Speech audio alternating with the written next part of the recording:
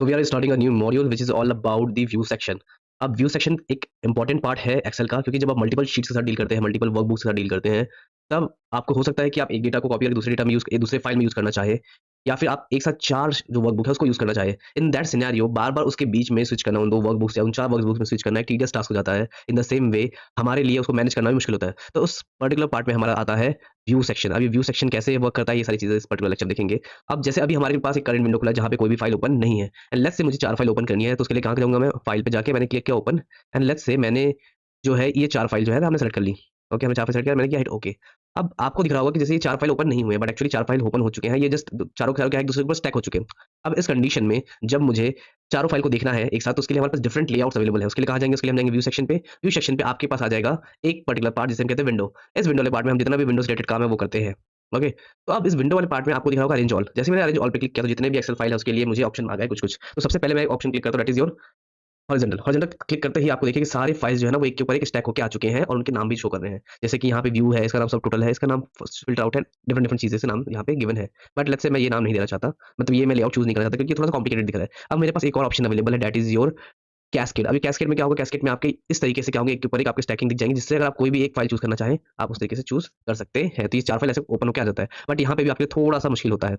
एक और ऑप्शन हमारे पास अवेलेबल होता है, दैट इज़ योर अगेन इस पार्ट में आता है टाइल सेक्शन। अब ये टाइल सेक्शन क्या करेगा, आपको जितने भी आपके एक्सेल फाइल है उसको स्टाइलिंग फॉर्मेट में ओपन कर देगा। अब लेट्स से मुझे, मैं थोड़ा छोटा कर देता हूँ इसे, कि लेट्स से मुझे इसमें से कोई डेटा कॉपी करना है, किसमें से, इस पर्टिकुलर पार्ट में से कोई डेटा कॉपी करना है। लेट्स से मैंने ये डेटा कॉपी किया और मुझे यहाँ पेस्ट करना है। तो इस तरीके से मल्टीपल शीट में एक साथ काम कर सकता हूँ, राइट? चलो एक बार इसको वापस हम क्या करते हैं, इसे जैसा हमारा पहले था वैसे ही ओपन कर लेते हैं, that is your tile section. Tile section that is your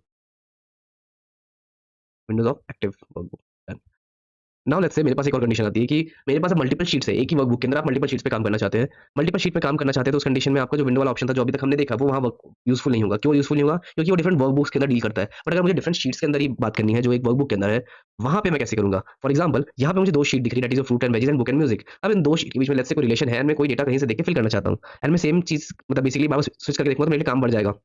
इस पर्टिकुलर केस में आप क्या करोगे? इस पर्टिकुलर केस में लोग कॉपी क्रिएट इसका एक कॉपी क्रिएट करेंगे, उससे फिर काम करेंगे। फिर वही बात हो गई कि हमारे पास एक टूल ऑलरेडी अवेलेबल है, बट स्टिल हम एक लॉन्ग मेथड को प्रेफर कर रहे हैं। तो अब इस कंडीशन में आपको करना क्या है? आपको जाना है न्यू विंडो में। अगेन आपका व्यू सेक्शन के अंदर कहाँ आएगा? New window. इस न्यू विंडो पे जैसे ही क्लिक करूँगा तो आपको एक पार्ट दिखेगा, दैट इज़ व्यूज़, जो हमारा फाइल का नेम था व्यू, इसमें 2 लिख के आ गया है, ठीक है? और हमारे पास एक्चुअली एक और कॉपी क्रिएट होके सामने आ चुकी है। ये कॉपी बेसिकली एक ऐसी कॉपी जिस पे कोई भी काम नहीं होगा, वो सिर्फ और सिर्फ व्यू पर्पज़ के लिए यूज़ हो रहा है। अब उस चीज़ को दोनों को एक साथ काम करना है तो क्या करेंगे? अगेन व्यू टैब में गया और इस बार मैं यूज़ करूँगा अरेंज स्टाइल की जगह वर्टिकल पार्ट। जैसे ही वर्टिकल पार्ट यूज़ करूँगा मैं, तो आप देखिए इस बार दोनों ही sheets, that is your fruit and veggies में अगर मुझे कुछ काम करना है बुक एंड म्यूज़िक को देखते हुए, तो इस तरीके से मैं यहाँ देख-देख के साथ में काम कर सकता हूँ।